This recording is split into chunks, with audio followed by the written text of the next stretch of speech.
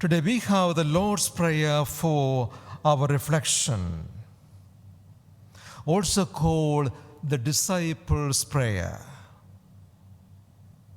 This is the prayer a disciple of Jesus should have all the time, the prayer of all prayers. St. Teresa, the little flower, says, whenever she was feeling spiritually barren, this is the only prayer she prayed. This is the only prayer you ever need. Because in this prayer, all your prayers are included.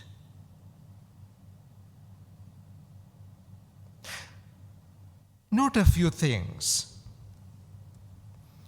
How is God addressed? Father. The only religion in the world where God is addressed to Father. No other religion, no. For every other religion, God is transcendent, beyond name and articulation and understand. So the other far away up there. But here, God is my Father, our Father. What a relationship. What is the implication? When you call God Father, you have absolute confidence in Him and trust in Him, no fear at all. When you call God Father, you are implying everything is from Him and everything is towards Him.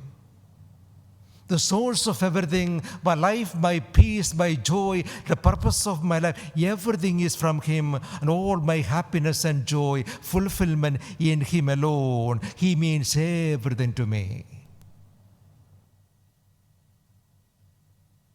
The closeness is such that you can tell Him anything and everything, and He is the one you always run towards. You never run away from Him, you always run towards Him, because the confidence you have in Him, the love you have for Him. Are you afraid of God? You are not a Christian. Are you afraid of God? You are not a Christian. A Christian can never be afraid of God. Am I clear?